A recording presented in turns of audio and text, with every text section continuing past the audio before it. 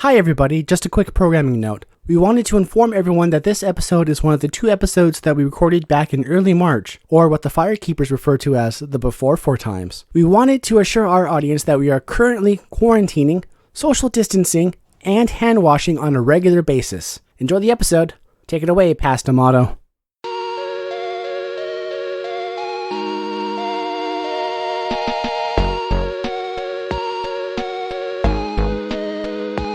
Welcome to Retro Fanfic Retrospective, the podcast where we dredge up old fanfiction and expose it to the cold, harsh light of 2020. My name is Amato, and with me are... Tori. And Dom. Yes, speaking of old material, we have Dom back. Woo! Wow, that's harsh. I'm just so sorry you guys had nothing to do for 3 weeks. I mean, it must have been terrible for you guys not doing any podcasts and just sitting there waiting in silence for me to come back. Yeah, we really struggle. I mean, we might have done some podcasts, but the fanfics probably weren't very good, because I don't remember them at all. You did some podcasts? No, never without you. I wasn't there, though, so how could you? That's a good question. How could we? We definitely didn't do that, and completely unrelatedly, we're going to skip a few numbers in our episode numbering. Okay. So this is, what, episode? I don't know at this point. We'll figure it out later. But yeah, you are back from performing in one of Shakespeare's plays that is not a fanfic, unfortunately. It's not Romeo and Juliet, not Macbeth. It's kind of a fanfic. Is it? Is it based on a source material? It's based on Oberon and Titania, whatever that fairy lore is. Yeah, but that's lore. That's not like a work. Right. It's not like, whatever, the romance of Julie and Roman, I don't know, whatever their names are. I mean, it's based more in an oral tradition narrative about, the fairies, so... Yeah. He also referenced, what was it, Aegeus and Hippolyta? That's part of some Greek myths? Yeah. Yeah, okay, yeah, but myths, unless there's like an author you can peg it to, I've got a fairly expansive definition of fan fiction, but it still falls outside of it. Okay, in the play, they do a play of Pyramus and Thisbe, which is an actual play. But so that could be considered fan fiction. Wait, but if you write original fiction and have someone do a fanfic inside of it, what is the status of that work? I think it depends on how word for word the creative work is from the original work. If it's directly the same, then it's just lifted and used as material. Right. But if you remix it, then you can argue that's something new. I think that there's... Yeah, if there's a component that falls within the fan fiction purview within the story, you can call that like a mini fic, like a mini fanfic inside a larger work of fiction. But you can't just call the whole work fan fiction just because it contains a reference at some point that's fictionalized. So you say it has a fanfic in it. It has a fanfic in it. It may, yes. Yeah. Well, regardless, we have you back this week, Dom, for a very special episode. More special than others. No, I guess the same special. It's not that special, really. Forget it. Let's just go home. That sounds good, yeah. No, we're talking about another big-name Harry Potter fanfiction. Because the Harry Potter fandom scene is just so dense that you can just skim the cream off the top and there's still a lot more cream. Yeah, apparently by what we've read, every Harry Potter fanfic has just great quality. Well, yeah. I mean, I think the only one that I chose that was not, like, super famous was the comedy one. What's it called? The Hagrid one. Oh, yeah. The Beasts, and they're fantastic. Beasts and Fantasticness. Maybe about where to find them? That sounds like the title of that fanfic we read. Yeah. No, Harmless and Easily Domesticated. That was it. Yes. The rating of the Beast. But no, what we're reading today is at least the first half of The Paradigm of Uncertainty, which was one of the big-name early fanfics. And, for example, it's the same breadth, the same kind of era, the same amount of bigness as Draco Dormian's. And the author of this fanfic, Laurie, is kind of grouped together and was in, communication or some kind of little community with Cassandra Clare at the time. There's a couple other authors that were sort of in that little group of famous fanfic writers back in the day.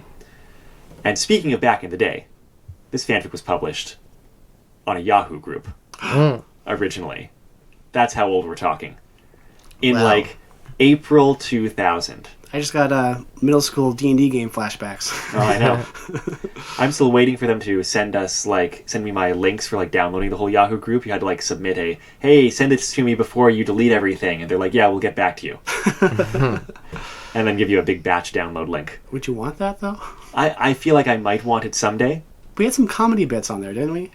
We had some comedy, I'm doing air quotes, bits. Yes, we did. Right. I like how you explained your air quotes to the audience. We were in middle and high school, so trust me, it wasn't good. But it was us, so you know. I don't know. Some of the stuff that I go back to from middle and high school that I wrote or music I made, it's actually pretty decent. Mm-hmm. Maybe not as funny. Might be a different category. But So, was this author big in the scene before this, or? There was no scene before this. Oh. This is from what fan lore describes as, where is it? Like an influence and an inspiration for a number of other early classics in Harry Potter fandom. Influence and inspiration for Draco Dormians and some other of those big name ones. Somewhere else in fan lore was talking about the fandom kind of coalescing and lots of people going online looking for stuff, but it was still kind of forming. This, do you know when April 2000 was in terms of the release of the Harry Potter books? It's in the beginning of on the website. Spoilers, names of books, written between Goblet of Fire and Order of the Phoenix. Yes and no, because it started coming out before Goblet of Fire came out. Before Goblet of Fire? Yeah, I was checking. I double-checked this. I checked it twice. I made my list. The fanfic was started in April 2000, and the Yahoo group was too.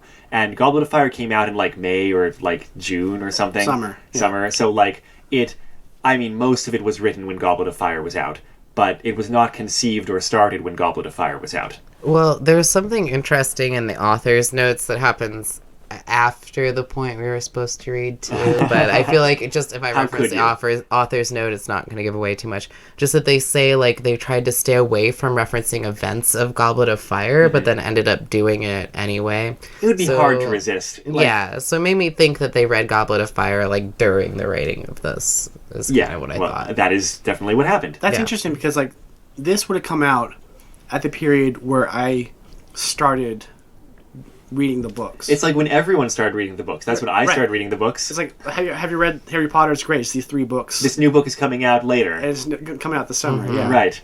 That's a good point, yeah. Yeah, I read the first 3 books, and then, I was aware of it for Goblet of Fire coming out. Do you think we that's bought why it and read it. Azkaban is a lot of people's favorite book because it was the best one at the time they started? Probably.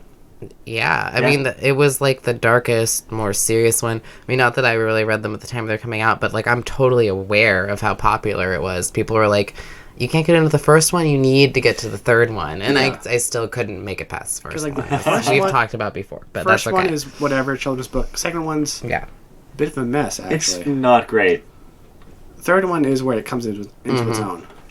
Yeah, a little more world building, a little more weird time travel subplots, more Siriuses and Remuses, and kind of talking about Harry's parents and kind of extending the time frame of discussion, that sort of thing. I mean, I guess the founders are important, but who cares about the founders? Who cares about Salazar Slytherin except the people writing founder fanfiction, which is a lot of people. Well, I don't know anything about Salazar Slytherin, so no one knows. I guess I don't care. I know he's got a Lego minifig. So do the other 3. Does anyone even know what they look like? Lego does. They look like Legos? Oh, okay. That makes sense. Yeah, that hangs together. So, anyway, we've talked about our Harry Potter backgrounds, basically. Dom, you and I read the books and were into the books as on an average level for the time, which was fairly into them. My family was... myself and my family were very, very into them at the time. Yeah. That's what I meant. Is average for the time was you got them first day and you read them. Well, yeah, you stood in a line to get them was an average level of interest in my experience. Because there's that dry spell where there was absolutely no Harry Potter merch for a while. Rowling refused to license anything. So Ashley, my older sister, who listeners will remember from the Green Gables episode, made their own shirt using that squeeze glitter glue stuff. Yeah, for sure. Puffy paint. Yeah, the The plastic puffy stuff. fabric paint. And made a whole I made all Harry sorts of Harry stuff Potter with that. shirt off a white shirt. And I was like, oh, that looks really cool, but it was like, it dries funny, it's clunky, and it's heavy. But yeah, actually made their own shirt. Yeah. There you go. That was the slightly above average level of interest for the time, right? Still guess so. seems kind of average. Well, and also we were so into it, we also got the British versions of the books. And I think one of them Oh. might be right there behind Tori. Yeah. They're on yeah. that shelf there. Yeah. That's a British book. This is indeed a British book. Actually, the cover illustration is pretty dope. It's the Goblet of Fire, Oh. and it's got a crazy looking dragon on it.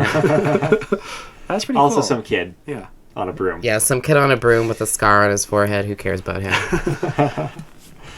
And Tori, your background is that like you didn't get into the books and later on you watched the movies, right? And that's the summary. I mean, we've talked about this Yeah. before. I just like if people haven't seen Yeah, it before. Like it's- that's the deal. I read the first. I put off reading the first book because I was into high fantasy and it didn't seem like it met my standards until I was 12, and then at 12 I decided it didn't meet my standards. And And so then you got to feel superior to everybody for several yeah, years. I know, until the 7th book came out. But yeah, until the 7th book came out, and then I read the whole 7th book after having seen the 6th movie and being on a cliffhanger and needing to know what happened next. After that, at some point, I read the rest of the books. All right, fair enough. No, there And you go. Speaking of reading, going into this, I thought I had read this fanfic because I had read like 2 Harry Potter fanfics back in the day when it was booming, and I kind of thought this was one of them. Mm-hmm. I was like, oh, she has something about like Hermione. It's like years post series. She's adult. There's some sort of femme fatale, like villainous, But when I read this, and we're reading the first half of it for discussion today, and we'll read the second half another time. When I read this, I was like, I don't remember any of this. Is this the fanfic that I read and I just don't remember anything? Or did I read another fanfic? Who knows? With a motto, it's impossible to tell. I don't know. You never know. Honestly, this fanfic is pretty interesting. I was surprised it was so popular, really. Wait. I'm not surprised. It's pretty interesting for what it does. It's as someone who's read all the books, seen all the movies, it's interesting now what they've done to like the future Harry timeline. There's interesting things. And Yeah. why don't we jump into the story? Paradigm of Uncertainty. It's 15 chapters. We're discussing the first 8 today. Well, can I take us on a little segue based off of that? Sure. So one of the main differences in the timelines of this story and the canon story is that Ron died in year 6 or something. And they, Unlike the canon where he died in, year 5? I don't remember much about Ron. so in Harsh. in the fan fiction, they state it pretty starkly in the beginning. In the school, she and Harry had been 2/3 of an unstoppable triumvirate completed by George's younger brother, Ron. But Ron was dead. Mm-hmm. And just the phrasing of it reminded me of... Let's see, let me pull up my notes. Okay, the context for that was that they live with George, which is why they they talked about George first, which is why they were talking about him as George's younger brother. Well, it just reminded me of Christmas Carol. Yeah, I was going to say. Yeah, Ron was dead to begin with. There was no doubt about that. Which then let me thinking, so you have Christmas Carol, but instead of Scrooge, you have an old Harry Potter. Okay. And Ron was dead to begin with. no doubt about that. Sure. Dead as a doornail. So then, like, Ghost of Christmas Present would be Hagrid, for example. That would be pretty easy. Yeah, Oh, sure. yeah. Yeah. Oh, you're talking about recasting Christmas Carol? Oh, yeah. Christmas Carol as Harry Potter, Ghost of Future is a Dementor? Dementor. I mean, it'd have to be, right? I Right. mean, Well, I don't really have like a it's not personality. a person, but yeah, it would still have to be. It would still have to be. Right. I guess so. But what yeah. about Ghosts of Christmas Past? That's a question. That's the little girl, right? Yeah. So Or a little child, whatever. child, yeah. Oh, Muppet. The A house elf. Dobby. Dobby. could be Dobby. It could be Dobby. Yeah. I was thinking what's the family name? The Cratchit? Yeah. Would be the Longbottoms? Oh, Bob Cratchit. Yeah. Yeah, sure. I accept all that. Little Neville Longbottom. Well, I feel like the problem here is you have to find places for other big-name Harry Potter characters, right? I mean, like, Dumbledore's easy. He's Fezziwig. Right. But like, what about Hermione? Where do you slot Hermione in? Hermione, she could... No. Is she just like, she's female, so she gets to be like the lost love person? Like, No. 'Cause it's not a fit. No, Like- no. I think that's Cho. yeah, that makes more sense. Yeah. Like, it didn't actually come to anything, but it's like, Like they something that could They have. thought it was Wait, big at the is time. Harry supposed to be Scrooge in this? Yeah. When did we decide that? Well, if Dom Ron, decided that. Oh, okay. if Ron was dead to begin with, and in the story, Scrooge and who's the actual character name? Marley. Marley. We're partners. Marley and Marley. Yeah. Scrooge and Marley were partners, so it'd be somebody Harry was partnered with. Could be Ron and Hermione were dead. Ron. No, that Hermione could be Scrooge. Hermione could be Scrooge. Hermione could be Scrooge. Ron and Harry were dead. They could be dead, I guess. Or like Harry could be the nephew or something. Harry is Hermione's nephew. Wait, I'm confused now. We're just like recasting characters, I guess. Yeah, everything's getting a little the too problem is you have to complicated. stretch someone. Right. Also, Scrooge is probably Draco. Oh. I was just thinking, True dat. So then Harry was dead to begin with? Harry is probably dead to begin with. No. Even though he doesn't care about Harry, so that doesn't work. No. It's got to be Crabbe and Goyle Wait. are dead. Snape is Scrooge. Oh. Yes. Oh, Alan Rickman Yes, Scrooge. Alan Rickman, Snape as Scrooge. Okay. Yeah. And we And go Harry's from there. dead? Lily's dead. Oh, of course. He was Snape's partner. The nephew is Harry. No, but Nephew's Harry. Yes, the Lily's- nephew is Harry. Yes. But Okay. and Lily's the lost love, obviously, right? Yeah. Because he lost her to James. Okay, I kind of like the idea that someone like James or Sirius would be the Marley role, except that Snape freaking hated that person. Unlike canon Scrooge. Truth. Where he's like, I thought we were good pals together. I don't know. Remus and Sirius are the ghosts of Christmas past. I feel like we're like 1 or 2 turns of the Rubik's Cube away from everything just falling into place here. Right? It's so close. I don't agree with I that. also feel like, statistically speaking, someone has probably written this already. No. We're definitely the most original people. Yeah. So welcome to our new podcast, Perspective Fan Fiction Perspective. Wait, hold Well, it's on. very on Perspectives? brand. Perspective Fan Fiction Prospectus.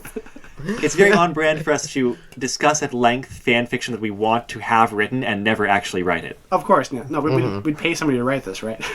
Oh, yeah. With our big podcast money. With our fan fiction grant money. We should probably get back to earning that big podcast money by discussing this fanfic. So Ron was dead. Paradigm of Uncertainty. with. Ron's dead. Well, then he comes back.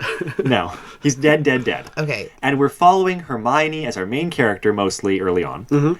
And she is an academic. She's what's her actual position? Charms fellow. Fellow. She's a fellow. I'm just flashing back to our conversation about who was a fellow in the Fellowship Hermione. in one of our Lord of the Rings episodes. Yeah. Hermione was a fellow, clearly. She's a charms fellow at a Academy of Magic and that sort of thing, and keeping herself very busy. And she shares a house that they bought together with a bunch of housemates. First weird part is they bought this house for next to nothing, even though they're all like 26. How's that weird? Because it never seems to come up again, like 12 chapters in, that this house was like super cheap for them all to purchase. How do you purchase but look, a house at that age? Like, First, that's you are crazy. independently wealthy because you're Harry Potter, and Oh, you put in true. more than That's the actually a rest of good everybody point. else. Yeah, they were all like very successful at a super young age. Also so. implies there was something off about the house. Haunted question mark. Yeah. Right. Which seems like But I thought they that was say going to come early in back the in, fanfic. and it doesn't. We haven't finished. That's true. Good point. Yeah. Yeah, they say early in the fanfic, it's like, yeah, I mean, we came in and we did all of the the purification charms and wards and stuff that we could think of, and it seemed fine. Yeah. So we lived there. Could have been more of a fixer upper. Also, how impractical is it to buy and own a house together with a bunch of people that you're not necessarily going to stay in the same living situation with? They're in their They seem pretty mid-20s, settled, oddly settled for but they're mid-20s. Mid-20s, you're gonna potentially get married, or I'm not saying everyone does that, but you're gonna go on and do other stuff, and yet they own a house together between these 6 people. Is it 6 or 5? 5 or 6. It's Around there. Laura, Justin, Cho, Harry, Hermione, and and George. George, which is 6. 6. Yeah. And speaking of Weird one of those situation. characters, this is a crossover. Going into this, I saw no indication this was a crossover, but you read the author's notes, disclaimer early on, it's a crossover with a book that I've never read, which is the Changeover by Margaret Mahy. May? Mahy. My? Anyone read that? No. No. Okay. Just Never neither even have I. heard of it, actually, but I got curious about it after reading this. Me too. I went and read a summary of it. What's Anyway, it about? it's about someone who is like falls into a magic world. Not falls into a magic world. Like stumbles into some magic incidents. Like their siblings preyed on by some supernatural creature, and they need the help of like this witch family. And like they just like as is described in this fanfic, the witch family kind of puts her through something that activates her latent, magical potential, so that she can like fight back against this supernatural creature. It seems like a cool young adult book. It's also set in New Zealand, which is neat. Yeah. And so we've got this New Zealander, Laura Chant, as one of the housemates. And I liked that going in because I was like, it's nice that not every housemate is someone that they knew from Hogwarts. Like, not all of them. Yeah. Like, that'd be a bit hard to swallow. It would be a little bit harder to swallow, yeah. Yeah. And so, yeah, George, like, they do stuff. Joe's a professional Quidditch player. I forget what George does. He works. Brooms. Brooms. Oh, yeah, he tests brooms. Makes brooms? Test brooms? Test brooms. Tests brooms. That would be fun. Whatever. The main point here is that Harry does mysterious things. He just kind of goes and comes back and doesn't talk about what he does. Yeah, and everyone's just like, okay, whatever. Even Hermione, who's his best friend, so... Like, they don't worry too much because Harry is independently wealthy. Right. So he doesn't Right. need to do anything. But he's clearly not doing anything. He's clearly doing something. Yeah. Right. It's just like he also quite explicitly does not talk about it. Yeah. Harry would be gone for weeks, come back with, like, cuts and bruises and destroyed equipment. Mm-hmm. And not talking about it very pointedly. Right. And so the first part of this fanfic is kind of mostly catching us up with these characters and kind of their situation at the moment. And yes, Hermione's Harry's best friend, but like he's a little bit closed off because clearly there's whole parts of his life he's not talking about. And also they kind of breezed through what happened the rest of the series. They did. It's interesting, like you said, coming in at this time where the author is writing a post-series fanfic after book 3. It's bold. It is bold. And so, to some extent, they're like, oh yeah, Harry killed Voldemort at the end of his 7th year of Hogwarts. And you're like, well, that obviously. And like, they do just enough to like throw in a few like things that happened in the middle there, like Ron's murder, right, and that sort of thing. To be like, I think Hagrid was killed in there too somewhere. Yeah, I think so. Yeah. They give the impression of like, yeah, like shit got more serious and things went down and 4 more books happened, but don't worry about the details. But this is more about them trying to deal with the aftermath. Yeah, it is. And the psychological, emotional state you're in after that. And so other than being best friends with Harry, one of the main things going on mentally with Hermione is that she actually kind of is overwhelmed and doesn't like her job. And she's not clear on that at the beginning of the fanfic, but through the course of it, it kind of settles in her mind a little bit more. Mm-hmm. That it's like, it's kind of stultifying and repetitive, and, she wants to be doing something more mentally engaging in novel ways. They kind of outright reference it in the fic, but it's the reason why Hermione's a Gryffindor as opposed to a Ravenclaw. Yeah, they do that conversation. I appreciated that because reading the books, a lot of the time you're like, Hermione would be a Ravenclaw because all the... Yeah. If Hermione's not a Ravenclaw, who is a Ravenclaw? She actually kind of like blames Harry at first for like at some point in the fic for her lust for adventure, like convincing her to do that. But and Harry's like, the hat sword you into Gryffindor before I had anything to do with you, really. Yeah. And then she comes to terms with it throughout the course of the fic, which is kind of cool because a lot of this is from Hermione's perspective. Yeah. Yeah. So Hermione is not satisfied with not being active in the magical research. Right. Or just research teaching just safe research. Right, is not enough for her. With no hijinks. Right. And so hijinks is not the right word for what happens in this fanfic, though. It's not the right word for what happens in Harry Potter either, but... there's some hijinks. There's some people dying. Yes, but not usually during the hijinks. Yeah. I'll give you that, yeah. Usually. So, I have a little bit of trouble going back and kind of thinking about the progression of this fanfic. The pacing is weird, and I don't mean bad weird necessarily, but reading through this, it's like things happen each chapter, but honestly, not all that much happens each chapter, at least in the first half. Not in terms of plot development. It's kind of like something will happen, and then the author will spend all the time they need having the characters react to that, reflect on that, and emotionally respond to it. And then something else will happen, and the author will kind of circle back around and, have people talk to each other and, like, process it. Was that just my impression, or does that seem like kind of a accurate description to you two of the pacing? It seems like you kind of strip some of the emotional content from that. I mean, it's... No, what I'm saying is, like, there is emotional content. It's like, heavy emotional content. Yeah. But sorry. But it just means, like, given that kind of flowing pacing, steady kind of flowing, emotionally concerned pacing, it's kind of hard for me to, like, isolate the order of events as much as I could in some stories. Right. It's in the format of a dramatic serial, I think. Yes, it was definitely serialized. Yeah. And, it is dramatic. Yeah. Well, I do think the action part of the plot kind of happens later, more especially past the part that we read. I did read ahead.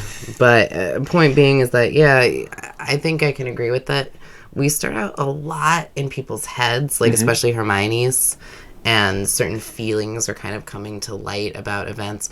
We get references to Ron dying and what the emotions might be, but not fully seeing those emotions until later on in the story. And we get a lot of things happening in the background and a lot of speculation, like Hermione speculating that Harry might be doing something. Early on, Cho references that he might be a spy. So, and we get a lot from Hermione's perspective of, like, what if he's a spy? What do I do? And blah, blah, blah kind of thing. The thing is, like, that felt like a long time wondering, but I'm looking at it, and in Chapter 2, we have the point of view of Harry doing day-to-day spy things. Right. Yeah. So it's not left a mystery for long. It starts off, here's your adult drama. Chapter 2, Harry's a spy. Right. Okay, Harry's a spy. Yeah, but then we have more, like, I think after that, still right of Hermione, like, wondering about him being a spy. But, yeah, totally. There's definitely nothing that makes you, like, linger too long on any questions. There's nothing that's boring about it. It moves through pretty well. It reads well. It keeps your interest. It's just kind of a different pacing than I'm used to, I should say. So, or like, Chapter 1 set everything up. Chapter 2, Harry's a spy. Chapter 3, Hermione finds out Harry's a spy. Right. That's actually kind of quicker than we thought. Well, no, but I mean, it's not just that. It's like, even once she finds that out, it's kind of like another thing happens, another step happens. It's like step. It works. Yeah.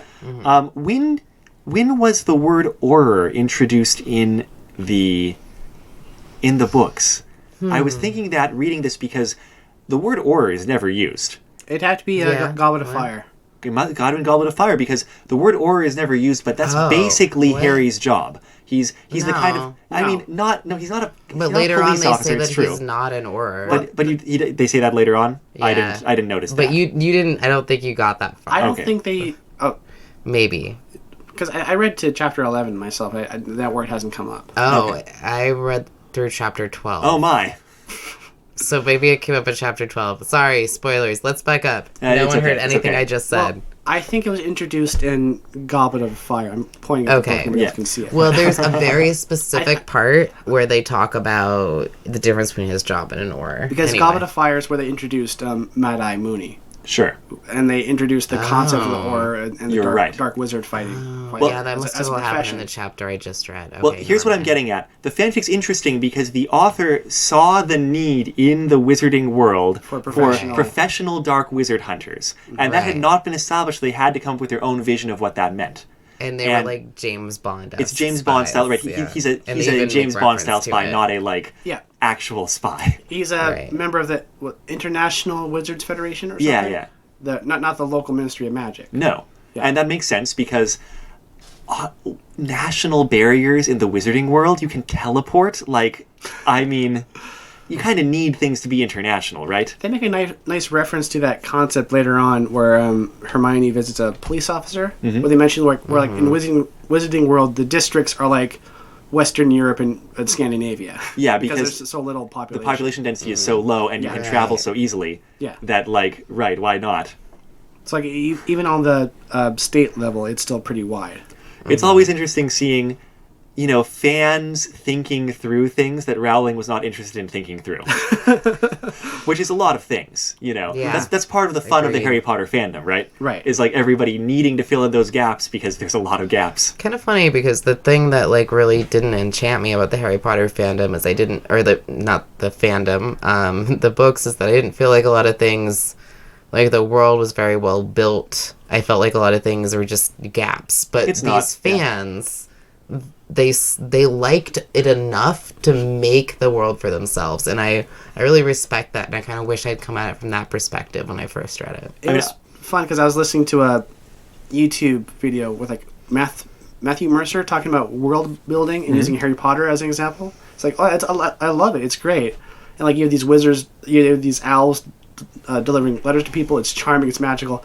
But like if you apply a realistic filter to that, in a world where people can teleport at will, why are you making an owl deliver a message? That's just cruel. That's the thing that always bothered me. The reason I couldn't get into it, I was like, it doesn't make sense. But they continued that the Harry Potter world worked because it was fantastical and magical, and the point of it was not to make sense, but just to draw people in. Give a feel, and as an adult, I can see that. As a 12-year-old, I was like, this is ridiculous. Like, come on here, guys. Well, it's that teenager thing. It's like, you have to prove yourself to me. Exactly, yeah. And I was following My Little Pony Friendship is Magic for the first 2 seasons, which was when the world building was coming out an episode at a time. And, like, you had the same thing with fans being like, oh, that's really interesting. Like, let's think about the consequences of that and how that relates to things. And, what does it mean that the ponies are terraformers and all this kind of thing? Right. Yeah. Like, I kind of... Later on, I mean, even by the end of the second season, it felt like a lot of those spaces had been filled a little bit with much less interesting things than the fans were filling them with. Yeah. And so it kind of... I lost a lot of interest. Anyway, Harry Potter...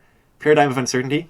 Well, what were we talking about? We were talking about Harry being a James Bond-style spy, and in fact, he's kind of a spy boss. Right. So, like, instead of being an Auror, they cast the role in international spy milieu, I guess. And so Harry's job is to infiltrate groups of dark wizards and also potential dark wizards, and to dissuade them from being dark wizards, either through subterfuge or outright violence. Right. So either subterfuge, capture, or outright murder.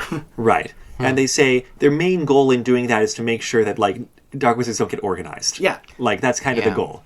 There's always going to be people doing, like, illegal magic.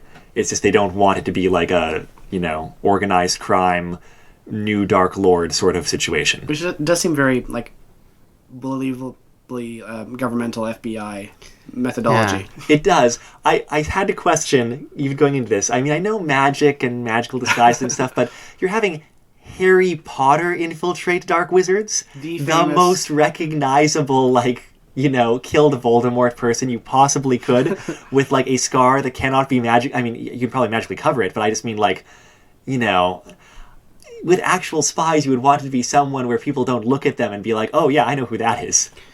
Well, it's funny because I feel like there was a reference to him magically concealing his scar. Sure, but he still looks like Harry Potter. I know. But it's like, one of our previous Harry Potter fan fictions, he could put on a whole, or the one where he was being raised by Remus and Sirius, they could put on a whole glamour to make him look different kind of thing. Right. It's like, you would think they'd reference that. In fact, I assume he does do that. Yeah, I think maybe we're supposed to have seen that. Glamours are a part of this fanfic. There's actually a couple different plots going on in this fic. There are. Why don't we pick one to start with? Also, this is before Goblet of Fire is where they introduced Polyjuice Potion, too. Is it? Yeah, because Mad-Eye Moody was really David Tennant. No, but there was Hermione turning into the cat. That was Goblet of Fire, I think. That wasn't... No, that was... No, because that would have been... That was the second. It was Chamber of Secrets. Because they need to go into the bathroom for some reason. They need to turn into Crabbe and Goyle, and then Hermione was going to turn to someone else, and she accidentally picked a cat hair. Because they were doing it above their level. They weren't supposed to learn it until 5th year, but they were in 2nd year. Okay. See, I just laid on that Harry Potter knowledge, right? That's Come good. on. Like, I had, like, Hermione can't incident in my head, but it was just free-floating timeline. Yeah, well, I remembered it from the movie because I saw the movie first. So. I just remember because that scene happened in a bathroom, and the second book is the one that is concerned with bathrooms, and that's how I organize things in my head. Which ones are most concerned with bathrooms? Which is the second one, yes. I think it was the fourth book where you first had the nefarious use of a polyjuice potion, which is going from, oh, this is a cool magical thing, to, holy shit, this is terrifying. Yeah, that is. Truth, though. Anybody could be anybody who wants to kill you. It's weird, though, because you think a glamour would accomplish the same thing as a polyjuice potion. Right. Oh, speaking of people who want to kill world people, gap. I was charmed reading a post-series Harry Potter fanfic, after the third book, like this. I was charmed reading this fanfic. And at one point... how charming it is. Never mind, go on. At one point, it's just like, there's a big gathering, Hermione's there, Snape is over there in the corner. Not in the corner, but like at the party. I'm like, oh, hi, Snape, you survived. Good on you. Yeah. Glad you're still trucking along. You're not dead. And still not the Defense Against Dark Arts teacher. Right. Oh, okay. Yeah. We're totally floating around here, and we probably should like attach to a plot thread at some point. But at one point, Hermione is talking to Minerva about like the new Defense Against the Dark Arts teacher at Hogwarts, Which they call a Dada teacher. Yeah, Dada teacher. And Hermione asks McGonagall, "Is she any good?" And McGonagall says, "She's starting her second year," and Hermione's impressed. She's like very impressed, and it took me a moment with that one. I had to like stop and think about what it meant, but that was great. That was actually hilarious. It's great because the author does not hammer it home, but like it's the best joke. Yeah, the characters don't overdo it. They're just are they any good? It's their second year. Oh. Yeah, and then I mentioned Hermione being impressed, so I was like, why? Oh, yeah. Oh, I get it. Anyway, what's one of the plot threads here? We mentioned Harry as a wizard spy. I think we can move on from that. So he's a wizard spy. Should we talk about his wizard spy deals? Like what's happening with his wizard spying? Let's talk about the other stuff and come back to it. Okay, other stuff. Yeah. So what, like Harry-Hermione relationship? Well, there's a lot going on, like... It's all kind of intertwined, isn't it? Yeah, but we get a lot from Hermione's perspective, and she's dating this guy, Gerald. Who is very much set up as like date, the guy who gets dumped at the end of the Hallmark special. Oh, yeah, right? Yeah. He's fine. He's good looking. He's nice. He's very successful as company. But where's the passion? Right. But like, he doesn't hold the door open for her or something, or doesn't want to have Christmas out in the countryside. I don't know. They don't have a long, fraught history with deeply, buried feelings. They don't gaze at each other longingly from the other side of the room. Yeah, the first couple of chapters is a lot of, like, whatever stuff. Like, Hermione goes on dates, and they talk about their roommates, and they talk about their lives. Like, they talk about their positions. And I mean, we talk about Laura's boyfriend. Right. Laura has a boyfriend, Sorensen. We don't realize he's called Sorry until later. Well, okay, but anyway, yeah. I'm going to call him Sorry. Yeah. She has a boyfriend, Sorry, and there's a fair amount of discussion about him. No one has ever met him, but, she has. He's also Kiwi or whatever. And, like, she never doesn't see him that much. Or, like, sees him. It has to visit, whatever. They have to visit each other. Together for, like, 10 years since they were 16. Or she was 16. There's that thing, with Cho, in terms of character relationships. Cho being all like, oh, Harry's a spy, didn't you know that? And Cho is set up as being some kind of, like, gold digger. Super bitchy. Yeah. Manipulative. Like, I don't understand why Cho is portrayed this way. I thought the Cho character choice was interesting, because it's not a reflection of Cho from the books. No, because Cho didn't have a personality until book 5, probably. But she this character exists in these young 20s adult serialized soap opera type of shows. Right. The kind of... Yes. I don't want to say bitchy friend, but... But that. Yeah, that. Well, I think a lot of it is because our perspective on Cho is from Hermione's perspective. And Hermione's like, she's just always been after Harry, and she's just like manipulative and bitchy about it. Right. Mm-hmm. And so it's interesting because it feels like a very like subjective sort of narrative so it's from not Hermione's perspective. But then like Cho also has very few lines, so all we have to do is take Hermione's perspective. Yeah, but the other housemates seem to kind of be they also agree with her. Hermione on this. That's true. That's actually a good point. Which kind of solidified Cho as this archetypical character in these sort of soap operas. Right. Yeah. And maybe my whole thing was just thinking, like, why were they making Cho into this character? Because it doesn't seem... It's a little mean to do it to Cho, but it fills a good spot in the story. Right. Because, Cho dropping, like, oh, he's a spy, didn't you know that? Like, makes Hermione all, like, insecure about, oh, is he like telling other people and not telling me about his job? Not other people told Cho. Told but Cho specifically. didn't tell me. And then, you know, she and Harry get to like reaffirm their bonds over that. He's like, no, I didn't tell anybody. Like, I would have told you. I wish I could have told you. When like eventually she asks him if he's a spy. And she gets let in on the fact that he is a spy by occupation. Yeah. Harry was like, Cho's doing their own thing. They found out through like dating a minister or something. I don't know. And it having been established that, you know, Hermione wants more mental engagement, and of course she wants to help Harry, it means that once she knows that he's a spy, she's trying to find ways to help with the investigation. Right. And there is, you know, there's the tension between, obviously Hermione is extremely intelligent and capable, and of course you want her to help with anything. And competent. And competent, right. Yeah. Capable is what I meant by competent, yeah. Oh. Anyway. I'm confusing myself. There's that, but then of course there's the like, Harry is a target and, you know, baby, you can't get too close to me. It's too dangerous. Some good shoujo stuff in there. Yeah. And I mean, he's not a jerk about silly. it, but there is that going on, right? And so she does find ways to help. She had been helping before. Every so often, Harry would bring her like a problem or something, and they'd work together, and Hermione would help fix it. At chapter 3 or something, like they have a dramatic stinger where someone knocks on the door and says Harry's dead. Oh yeah. I forgot about that. I didn't trust that, but No. I did think if they kill Harry, this is going to be way more interesting than I was expecting it to be. I know, it could have just been Hermione after that. That would have been really cool, I could see actually. that, yeah. I was already still so like bummed out that they killed off Ron before the story even started that I was like, come on. Can I say I actually liked that they killed Ron, not because I don't like Ron or anything, but because Harry Potter canon has a lot of named characters. Yeah. And if you have everybody there, then it gets too crowded or something. But there's only 3 that matter, Hermione, Harry, and Ron, right? But if you get rid of one, then not only is it less characters you have to deal with in the story, but it provides more depth and background for the characters that are still there. I would totally agree with you, except here's the reason why I don't like this is because it just is a way to open up space for Harry and Hermione to get together. Yeah, it is. And I don't like them getting together because it's one of the same things we're talking about, like Zuko and Katara. It's the obvious and dumb choice kind of thing. It's the main character and the female lead kind of choice. It's like, come on, man, can't they just be good friends? Well, they are good friends for most of it, though. And then they get together in this fanfic. I've got to say... So, I mean, not that that's a bad thing. Having best friends end up being partners seems logical. It's just in a narrative like this, you really don't want the only, like, prominent female character to end up with the main protagonist who's a man. Like, it's too obvious and it's overdone. I have no investment in the Harry-Hermione ship, but I also don't specifically hate it.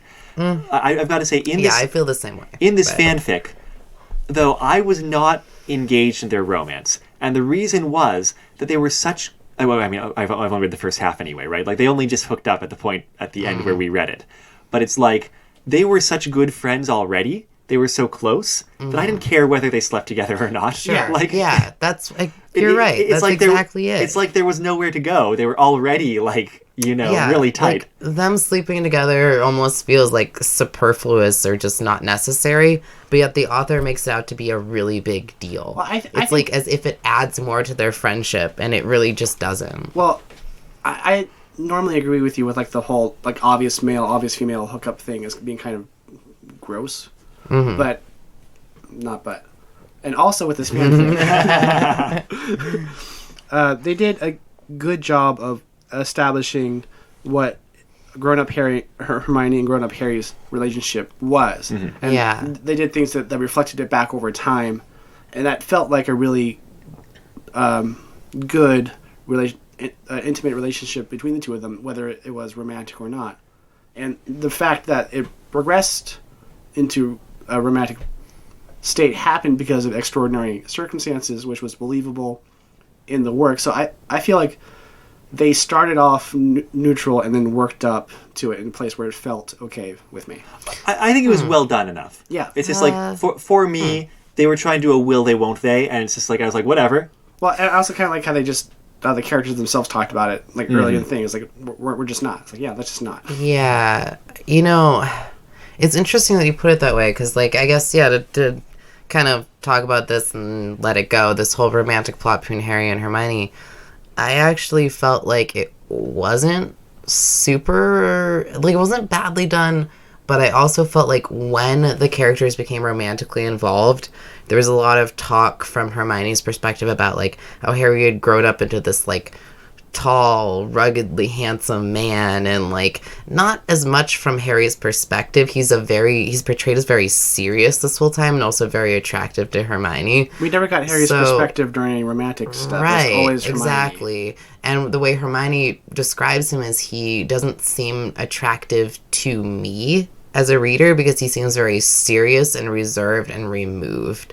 Like, I don't, and this might be very personal, but I'm just saying, like, I didn't find the romance in those scenes.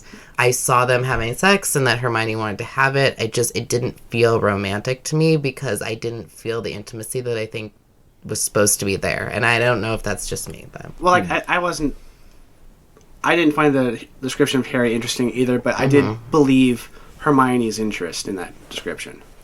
Yeah. I believed that she believed that she wanted that. I'm not convinced that it's actually what's good for her. If that's it, and I know that sounds super weird to say, but it's just the way the author writes the character. I'm not sure if she fully understands what she wants from Harry. No, that's good. It sounds like you're buying into the character and just looking out for what's best for Hermione. I mean, yeah. I mean, I think Hermione is really well written, and the way she talks about Harry is like, I've always felt this way about him. But there's nothing specific enough to say that, like, this is a person that's going to be a good partner for her, is what I think. I think that most of that is just hints over their relationship over the past 10, 12, 15 years. Yeah. They got super into ballroom dancing at one They point. got super into swing dancing, which they... swing You're dancing, right. Not ballroom, Which swing. they mentioned at some point, and they go into that story, which is like, just...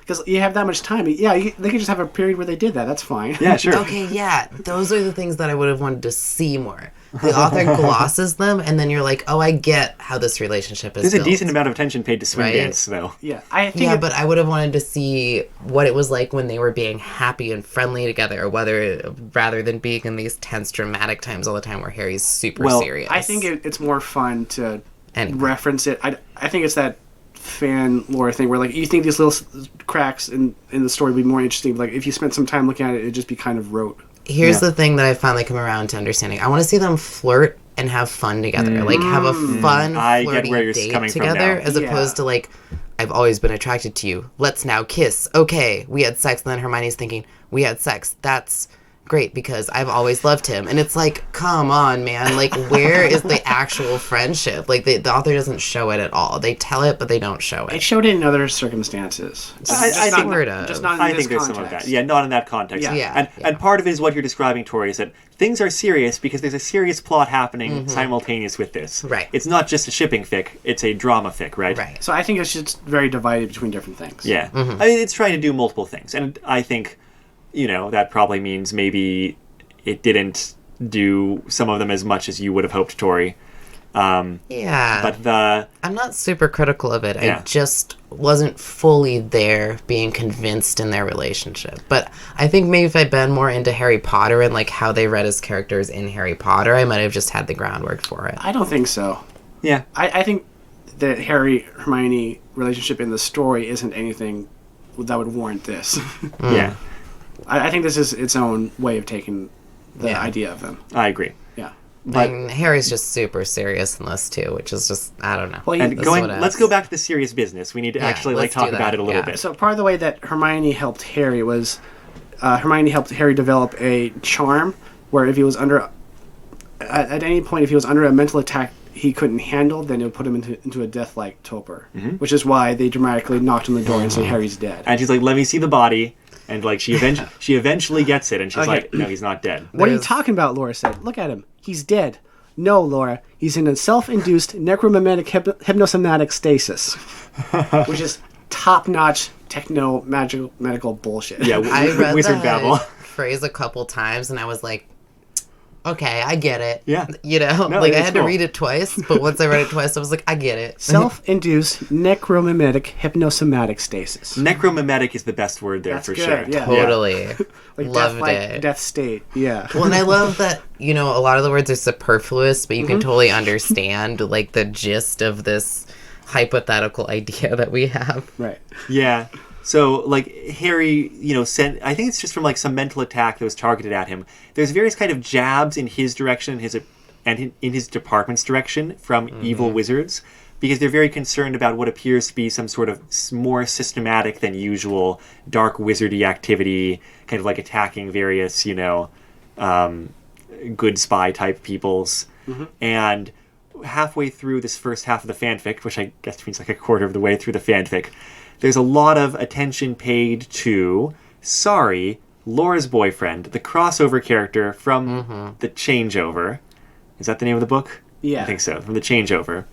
Because heavy hints are, you know, our breadcrumb trails are pointing towards him as being like, you know, some sort of up and coming, like really dark wizard. And Yes. all they know about him before that is that he's Laura's boyfriend. And we get this reveal that Laura wasn't always a witch. Yeah, which is interesting. And Which I felt was the most compelling scene in the story. Is they talk about how she changed over. And that's material from the book, right? Yeah, into a witch because of this process that Sorry's family performed with her when she was 16, because hypothetically it was the only way to save her brother's life. Yeah, that's the book. They mentioned Yeah. that it wasn't the only way, but it was the grandmothers that did the ceremony had some other motives to have Right, this happen. that they told her it was the only way. Yeah. Right. And yeah, it's interesting ground, right? Because it's something that Harry Potter doesn't deal with, but you could see it dealing with in the world, right? Like this magical potential question, right? And the way Laura describes it, and apparently the way it goes in the book, it's not like she's starting from zero. It's like muggle to magic. It's like she's got some kind of like sensitivity, right? That Yeah, allows her to like They call her a activate. sensitive. Yeah, Right. Laura Yeah. was a force sensitive. Force sensitive, right? Yeah. Yeah. And that's what allows her to be able to go through this process. A low-level psychic, yeah.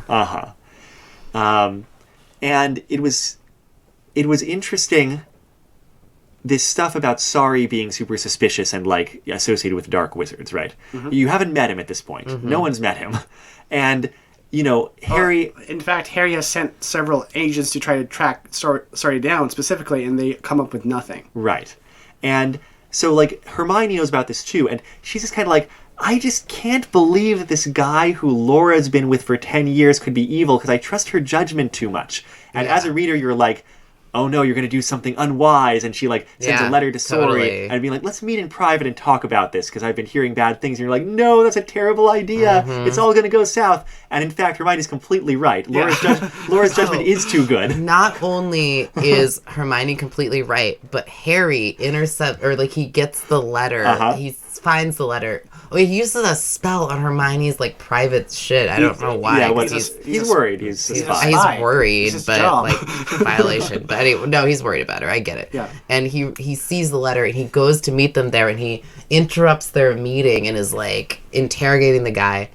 It turns out the guy's totally fine. Totally on the up and up. Like totally actually super awesome. But I love this because Harry was like, "Arr," and Hermione and Laura, the women who trusted him, were like actually right. So And I also like the explanation as to why, like, you know, Harry's agents couldn't turn anything up. Like, it's actually really clever as a red herring for a spy plot. Yeah. Because he was specifically, like, having it put about the underworld. Like, people were specifically trying to build up his reputation, moles and stuff. He was and, like inventing things and taking credit for things that other people didn't want to take credit for. Right, because he's trying to get in with dark wizards because they're interested in his family's like super changeover, you know, ritual, and he's kind of trying to like shut down the misuse of it. and what does he keep saying? He is a naturalist. He's a naturalist. He likes plants and animals. That's what he does. Yeah. As a job, he just like studies. I didn't understand the relevance of this. He's like, I'm a naturalist. I'm not a dark wizard. His point was, I'm not a spy. I'm not a professional. okay. I'm not a government-trained wizard. I'm just Got a it. naturalist. Except there's this weird other little plot twist where he is, though, because he was given the memories of this super badass, like, independent, bounty hunter, wizard, mercenary They had this person. freelance dark wizard hunter Right. that right when they were killed, as they were protecting Starry, mind melded and dumped all the skills and techniques into Starry. Was that guy from something else? He's got to have His name been, was right? Jack. I don't know. He doesn't even appear on screen because he's dead from the beginning of the fanfic. It's kind of crazy though. So like, Sari's gotten thrown into this whole thing. He even has to keep it from Laura. There's a big right? old plot dump, but at least it's a really interesting plot dump where, like, you don't Yeah. really, like... It was kind of crazy. I was like, is there another story I'm supposed to know? Like, this I is mean, nuts. This this is know- good spy thriller though. This There- is like, Oh, it is. Yeah, it Yeah, is. Yeah. totally. There's fanfics based on this series of fanfics. Like, by the way, this is the first of 3 books, just like the Draco Dormian's books. And I think there's fanfics based on it as well, so I wouldn't be surprised if, like, there's other material out there, prequels and such. Anyway, no, it's interesting spy stuff going on. A little bit more interesting than I was expecting initially. But then there's also other more straightforward stuff. Like, by the end of Chapter 8, we kind of have our big bad, or at least medium bad. I don't know if there's going to be, like, a Sailor Moon or Final Fantasy type twist where it's like, no, behind me was, like, I'm guessing, yeah. a even bigger evil. But, like, In spy thrillers, it's never the first bad guy you think it is, it turns out it's an evil tree from, like, the Yeah. dawn of the universe or something. Yeah. Okay. So something practical like that. Right. Anyway, yeah, we kind of have, by the end of Chapter 8, Allegra, who is a dark wizard, who is a turncoat. She's like super evil wizard Carmen Sandiego or something. Like, So Carmen Sandiego. Carmen Sandiego is not super evil. You take that back. Well, she stole the pyramids. Just saying. but like, stealing somebody's cultural, icons isn't very good a motto. So It's not great. Yeah. I assure you that she stole the pyramids with minimal loss of life. Yeah, but like cultural imperialism still ain't great. I'm just saying. It's true. Yeah. Though we don't really know Carmen Sandiego's background. Yeah, you do. She was an Acme agent, but she got bored with it. No, I mean, like, maybe this is also part of her culture. Maybe she's taking the pyramids to protect them. Maybe. I might give you that, but Carmen Sandiego also steals literally No, everything I know. else. So That's the issue with that. can't be everything. Can't be everything. Agreed. So, do you think that if the Acme agents did not stop her, gradually just pieces of the world would keep going missing until, like, they were just existing in a void? Where would you put it? It's like the last thing is she steals Acme HQ and then they're just, like, floating in, like, a starry... Yeah, she puts it in her personal void, so... And then eventually it's just the world existing in Carmen Sandiego's void, and so everything's back to where it was anyways. Yeah, it's like she stole the whole world and she put it over there, and now the world is over there now. How do we know the world hasn't already been stolen? Oh. That explains so much. Plot twists. So, Anyway, Allegra, she's a former, like, co-worker / passionate, love interest of Harry's, and Ex-lover. yes. ex-lover, and she turned turncoat. I don't remember if we got to this at this point, We but haven't. okay. Yeah, end of Chapter 8.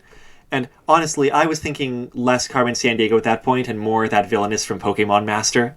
Like, Misty's evil twin. No, I don't want to equate the two. Anyway, she's evil and she can teleport out of warded areas. That is established, which is apparently bad news.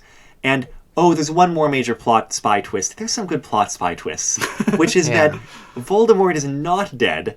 And this is, See, that's the pre-Horcruxes thing I was going too. to ask if we All got that kind into of yet. stuff. Oh yeah, that was actually a while ago. All right, thank And- you. I don't think we've mentioned it yet. No, I just Yeah. mean like in the fanfic through Chapter 8 Oh, we've in the gotten fanfic, it. yeah. Yeah, by the end of Chapter 8, we got into that. It's So, yeah. interesting. I like Harry this. lied and said he was dead because Harry, I don't know why. No. Because Yeah, the I'm just kidding, sorry. Because the government said it's best if people Yes. think he's dead. Yeah, Well, and what Harry did was reduce his power significantly, so he had to go away for a while again. Just like yeah, when he I was like a his baby, phrasing. right? Yeah. Harry was like, we killed him about as well as we could, which is to say that like he's reduced to like some completely powerless wraith unless anybody like specifically tries to repower him, which is one of the reasons that we keep a close eye on like the dark wizarding world, right? Right. So we kind of get this impression like there was something early on that happened where Hermione was warned about Harry doing this, and there was some like I can't remember who was talking to her, but it was like some concern that he was another professor, That's was it McGonagall, right? Yeah. Yeah. Saying that he was seeking revenge beyond killing Voldemort. Yeah, but like, this is the point where he we're can't let it saying go. where he confesses, you know, he's not fully dead, and I'm still trying to keep him from rising up. And that's the point where Hermione kind of gets on board and says, "Okay, I understand." So if Voldemort is not completely dead, is what sustains him on this mortal coil true love? Absolutely. Okay, just He's checking. only mostly dead, Right. right? Princess Bride. Oh, okay. Yeah. I just Voldemort. love. Voldemort in love. I fried my brain. So I was going into this fanfic, and once they described what happened in the first chapter, I was kind of glad that Voldemort was out of the picture, because I want a post-series Harry Potter story to be about something else besides Voldemort. Fair enough. Because you can't think they'd solve that problem in season 1. Now you're here in season 2 or season 3, that'd be something different. We haven't read all of it yet, so I'm still kind of holding out hope. Because we've never seen Voldemort on screen yet. No, it's Right. I would actually not be surprised, and I would be happy if the stated murmurings of working to bring back Voldemort were in fact a ruse, and if this dark wizard leader lady had no intention or any interest in Voldemort at all. That's what I'm staking my hopes on. Right, if it's just kind of like a useful banner to kind of wave around vaguely to get people to pay attention to you or rally behind you, right? That would make more sense, because, you don't want Voldemort around because he's a jerk. Even if you're evil, you don't want to be under his thumb, right? That's true. Yeah. Voldemort's followers, it was a cult of personality sort of thing. So Right. They were Right, but even his followers still seem to hate him. or just be wary of him, as dark wizards are See, I don't known to do. don't think it was called the personality thing. I would think it was an intimidation through power thing. I mean, It was both. Yeah. That's what I read in the movies. Yeah. Admittedly, I don't remember the books. In the books, quite there as were well, so. devoted followers also. yes, In the movies, okay. they just had the visuals to work with. Sure. I think in the movies, only Tim Burton's ex-wife was one of those. Yeah. Well, yeah, Bellatrix Lestrange. Lestrange. Yeah. She was also had very questionable motives for anything that she did. So Yeah. Yeah. And there's a werewolf. I don't know. There's some Voldemort followers, Death Eaters, or whatever. Speaking of werewolves, our favorite werewolf Lupin is around. He works Lupin's in under this Harry. one. Yeah. Oh right, we didn't mention that before. I think Lupin's a fan favorite, y'all. I think people Yeah. like Lupin. Yeah. No word of Sirius. Just No. Lupin. Yeah, he works for Harry. And it's a similar thing where it's he was, similar thing to Raising Harry, where Sirius kind of swoops in and saves him from destitution. And, Yeah, it and was very similar to that. Yeah, it's kind of like that, except it's Harry.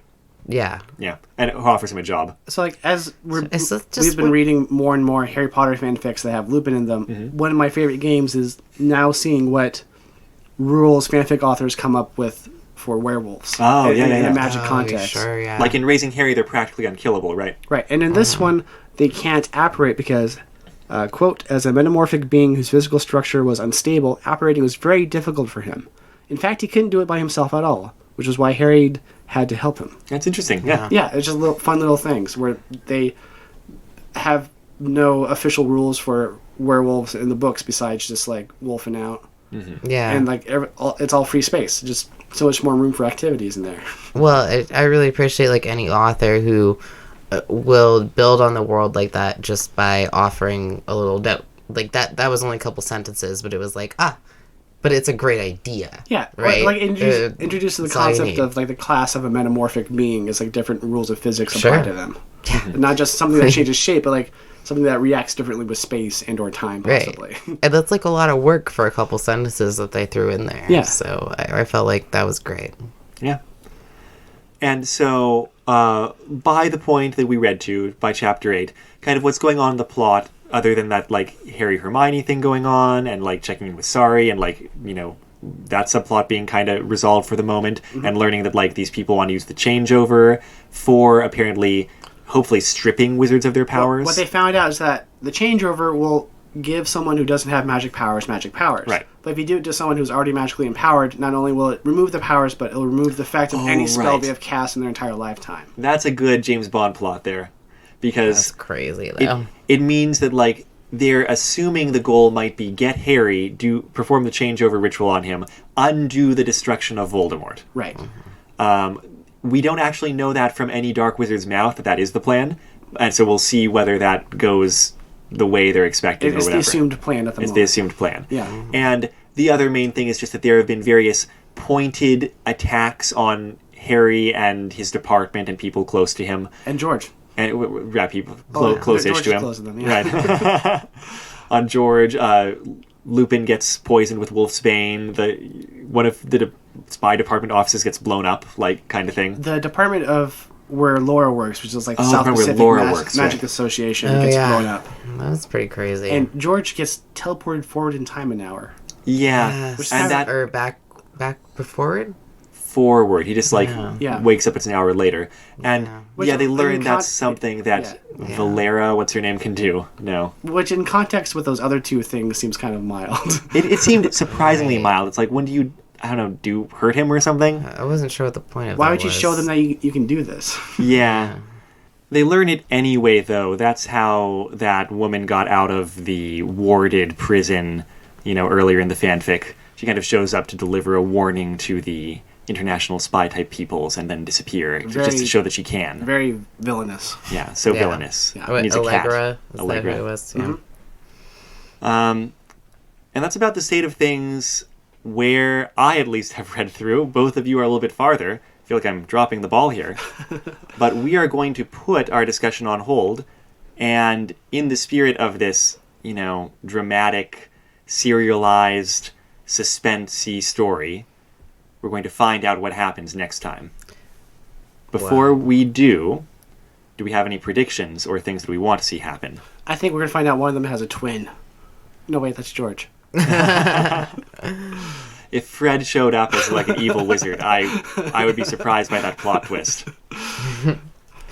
Dom and I were talking before about how we would always read ahead in school and like what we'd have to do to write down our predictions for the next chapter. It's just like, oh, I'm pretty sure I know exactly what's going to happen next, blah, blah, blah. I'm not going to do that. Yeah. I am sort of hoping that things, like, my main hope is that things between Harry and Hermione, like, get to a point where they actually discuss the repercussions of her relationship, which I actually do think is going to happen. So. Well, there's 2 more books after this if it doesn't happen in this one. I imagine that's got to happen sometime. You know, this author is so concerned with that relationship and people's feelings that, like, there's got to be a processing somewhere. That's what I think is going to happen. And I'm excited for it because I feel like we don't have enough from them right now to, like, support their relationship. So. I just imagine it's going to be chock full of spy thrilling things through most of it. They're not going to get that chance, I think. Yeah, that might be the case, too. Yeah. I'm hoping for some more good plot twists, and I feel like I can expect that from this author, right? Mm-hmm. You were saying, Dom, and I agree. I hope that it's not, in the end, all about resurrecting Voldemort. Yeah. I hope that, like, there's some twist there as well. I was going to say my prediction / hope is that this isn't even my final form. Right. I didn't even think before about how limiting it is to have Voldemort be not dead and be the villain again. Hopefully they do something creative with that, right? Yeah. Voldemort's... I was going to say Voldemort's not always the villain in the books, but it's only book 3 that Voldemort's not the villain. That's it. And it's Peter Pettigrew in that book, so, Yeah. like... That's Voldemort. Yeah, it's the greater Voldemort company. Yeah, that's true. And Peter Pettigrew leaves to directly support Voldemort after that. Well, he does, yes. So it's concerning and about Voldemort. Well, yeah, that's true. So I'd say that's Voldemort. Way to see, like, a change of pace, like a Harry Potter book where the villain's Doctor Doom sort of thing, guest appearance. But it just would be nice to see a different villain for Harry Potter, you know? But I feel like this author might go that direction. Like, maybe not a different villain necessarily, but a different take on Voldemort. We'll see. Wait a moment. Doctor Doom studied magic to try to, like, save his mother's soul from hell. No. Who has written the Victor Von Doom Goes to Hogwarts story as a child? do you think he'd be a Slytherin? Of course he'd be a Slytherin. Are you kidding? Yes. I thought you were going to say Doctor Doom is Voldemort. Do you think No, Dr. Doom's not Voldemort, but he is a Slytherin. Do you think he'd be a Hufflepuff? No, you got to firmly establish the genre of Victor Von Doom at Hogwarts fanfics before you can then put a twist in there and have Victor Von Doom at Hogwarts and he's a Hufflepuff. Yeah, I don't think Von Doom would go to Hogwarts. No. He'd probably go to Durmstrang, Yeah, you're right. the Slavic one. I would take Victor Von Doom at Durmstrang. Yeah. At Durmstrang, whatever. Yeah. Yeah, I would read that. Me too. But what I'm actually reading is this fanfic. So, Paradigm of Uncertainty. Oh, I was going to say, I'm going to throw like a random Hail Mary out there. Yeah. I want Draco to come back and be a I good was guy. just thinking about Draco because it's mentioned in passing earlier that both Draco and his father kind of dropped off the face of the earth, right? In this story, Draco was on the Hogwarts Express, got on the train, and the train stopped and he was gone. That sounds like the kind of plot thing seeded early on that needs to come back, right? And later, mentioned that he heard through the evil grapevine that Lucius's kid had died. Yeah, I thought Draco was dead. We've heard that, but we don't know that is right. That's what the gossip is. We don't know that's true. What's the point of bringing Draco back? He's always just been a little shit. But what if he's not a little shit? I mean, what if he's a big shit? Yeah. Well, the thing I liked about this is that this takes place when they're like 26 or something, young adult. It's been a long time. But so the fact is, people can change a lot from when they're 12 or 13 to when they're 26. So I enjoy that human growth thing. Yeah. Well, and I liked that when Harry found out that he was presumed dead. I mean, I just assumed that he actually was dead, but, maybe not. That he was like, well, he never liked him in school, but they're older now, and he never would have wished that for him. So I was like, yeah, duh. Yeah. I've got to say, on that note, I do appreciate just the general vibe of the characters in this, where you can draw a line, you can see the connection between 13-year-old Hermione, 13-year-old Harry, and 26-year-old Hermione and Harry, but they don't act like they're 13. No. And that's good. They act like adults. And that's for most of the characters except Cho, but that's fine. Well, I mean, Cho, there's no point A for Cho. Like, she was not a character at that point, you know? She was a name. Yeah, I guess that's a good way to look at it, though. This development is like, the characters are grown now. They're mid-20s. They're not who they were when they were kids. And realizing that the author only had exposure to the first, 4 books? 3 books? And then 4. So they were like little kids. Yeah. So it's reasonable to understand them as completely different people. I still don't see a lot of personality in Harry. Which, I don't know, maybe I'm leaping into my criticism of the story here, if that's okay. No, you can criticize the story a bit. That I don't see a lot of personality in Harry. He's got a lot of angst, but not a lot of personality. I see Harry doing a lot of stuff, but not being a lot of stuff. Exactly. Yeah, I hear you. And I mean, it's more from Hermione's perspective than Harry's. Mm-hmm. I feel like Harry's the viewpoint character for the spy plot, and Hermione's the viewpoint character for the emotions. Is kind of what it feels like. But we do get Harry's perspective. It just doesn't give us, any emotional depth. It's just I'm thinking about this now, and Ron is dead, and now I am an action hero. I appreciate having Harry as a secondary character. Yeah. Oh, I appreciate that. Yeah, I don't know. That's not bad. Speaking of Harry as an action hero, Harry can punch people now. Yes. Yeah. He seems very different, but, the explanation that he's older now, different person. I mean, spy training. 12. Yeah. Yeah, he seems very different, Incidentally, but that's okay. He did not choose to be a spy. He was drawn from a book 4 style hat thing, right? Yeah. Well, they had just every they have a tarot deck spy character where when they need a spy recruit, they have the same magic that is on the sorting hat. Write a name on the tarot card. Yeah, it's great. Yeah. Or Goblet of Fire. Does that too, right? It's just who's the spy we need? It's Harry Potter. Well, whatever. Goblet of Fire picks one out of a bunch of... Oh, you had to put the names in the goblet. Yeah. Oh, okay, right. Sorting hat. Yeah, if you can get divinatory magic working, use that for a lot of things, really. Mm-hmm. Yeah, especially on a very important high governmental level. Can you imagine instead of, one of those, career surveys that, they try to make you do when you're youngish? It's just you're going to be most happy as a, I don't know, mandrake farmer. So go do that. And you're okay, I'll go live a happy, satisfying life as a mandrake farmer. Thank you, magic. Don't they scream? Yeah, well, it takes certain skills. Oh, okay. Yeah. That's not my career path. I just want to put that out there. Well, have you asked... mandrake farming for me. Have you asked some kind of magic hat, Tori? you might not know.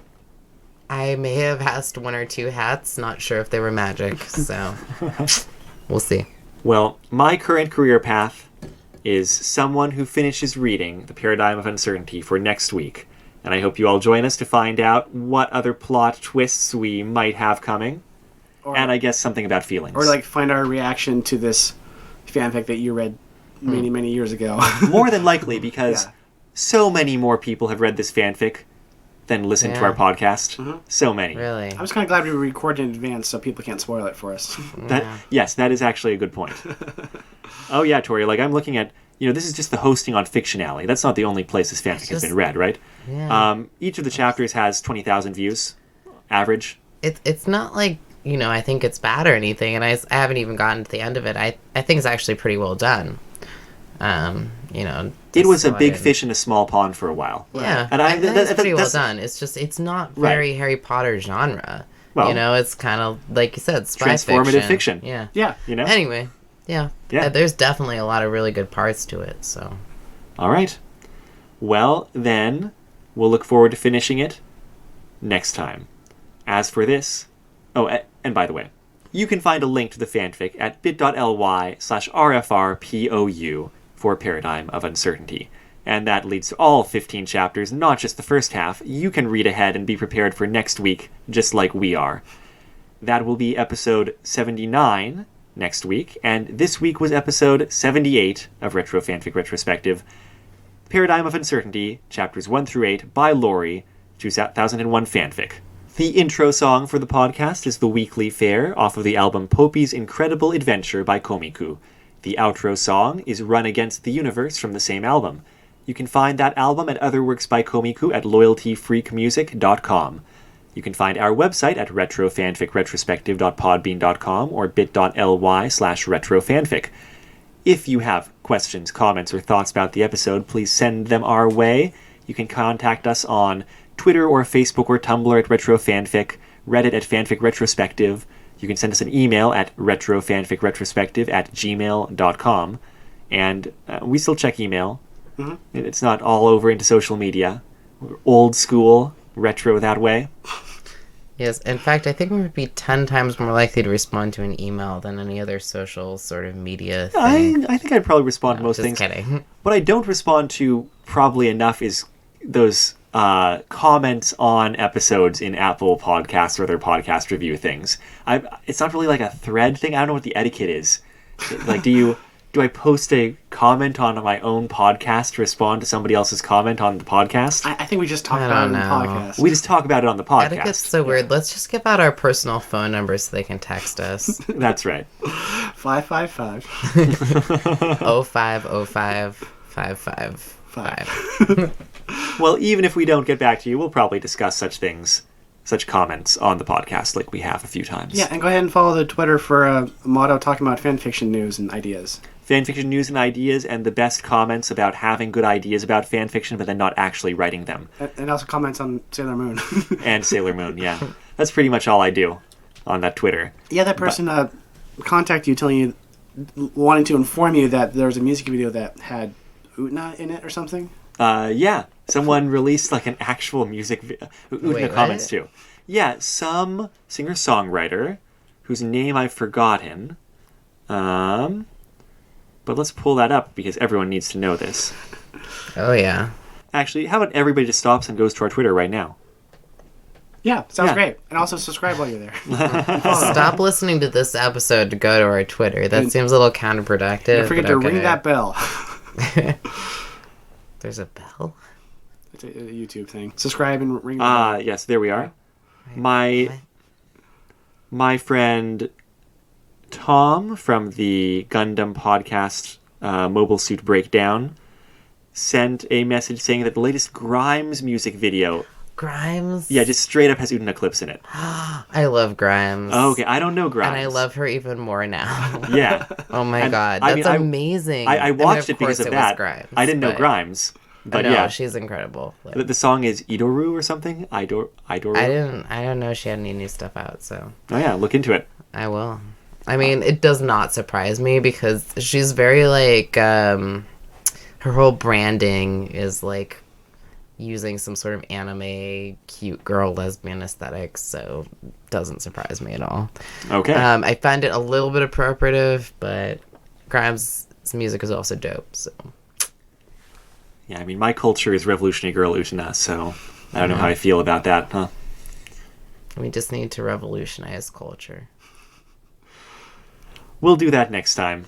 We'll revolutionize culture one podcast episode at a Oh, time. that's an exciting episode. But for now, I'm Amato, I'm Tori. I'm Dom. and we're just 3 Earth life forms trying to be nice to each other. Until next time, take care.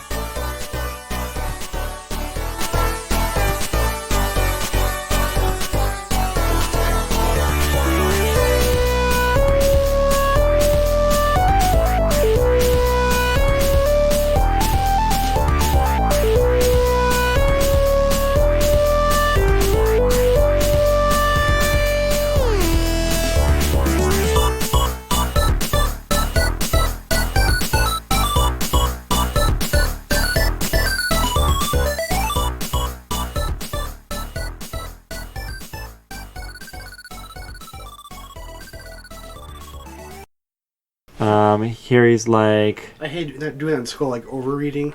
Yeah. There's worksheets like, what do Oh you my gosh. Yeah, what do you think is going to happen? What do you think happen next chapter? yeah. I think they're gonna break Piggy's glasses and then they're gonna roast a pig, and I think that because I'm so smart. I don't know. guess good. I would just tell the teacher, I'd be like, I already finished the book. What should I write here?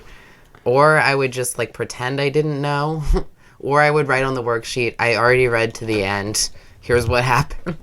Because I read it. I know. But at the time, I didn't realize that like prediction is an important piece of like the education, right? And the processing of the book. At the time, I was just like, I'm an overachiever because I read it all. I didn't know that, actually. Yeah. I normally don't try to predict stuff. I mean, sometimes I do predict stuff, but that's passive more than active. I mean, with literature and like the way we teach English, well, not just English, like everything, being able to, like, using prediction as a way to not only like enforce what you've already read, but a way to like creatively envision the text or envision what's happening. So I think it's a really important piece of learning. I intellectually understand that. And you engage with it more. Yeah. Emotionally, I think I don't have to predict it because it's already happened and you just have to experience it. And the and the experience is more important than what you invent beforehand, right? Yeah, I mean, I also think that we all, like, inadvertently, when we read books, predict anyway. Oh, yeah. We're just not thinking about it. Yeah. So it's all about just, like, writing down the prediction and being aware of what your assumptions were, in my opinion. I think in my life I spend too much time trying to predict what's going to happen. And that's kind of a holdover from childhood PTSD. Trying to figure out what's going to happen so I can avoid it and be safe. Mm-hmm. And I'd read things in order to enjoy not having to do that. Oh, that's a very interesting perspective. In my mind, I'm not sure how related, like, the two are for a lot of people. But if, like, the prediction itself gives you anxiety, then I completely understand that. Well, it's just the necessity... what's the word? Necessity of being in an analytical frame of mind for long periods of time, you know? So that's something I enjoy. I mean, like, literally, like, I analyze everything and I enjoy doing it. I enjoy doing it for fun. Yeah. Like, I enjoy stuff like shogi and things like that because it's fun to think like that for fun where there's no possibility of negative consequences. Yeah. I think it's even more than that for me. It's literally like analyzing things as who I am and what I do. Mm-hmm. I feel like it's like at the core of my being just to constantly be analyzing every possible thing. And it gives me like a pure delight. It's like the essence of me. Like, I do that also, but I think I do it more in retrospect than predictive. And prediction. Yeah. That's really interesting. I work better chewing up stuff I've experienced rather than trying to guess what will happen. That's a really good point. And I think sorry to subject you to this then. I relate to that. That's fine. No, but I like that perspective. I relate to it because I also felt the same way about the predictive exercise, that it's a little bit useless.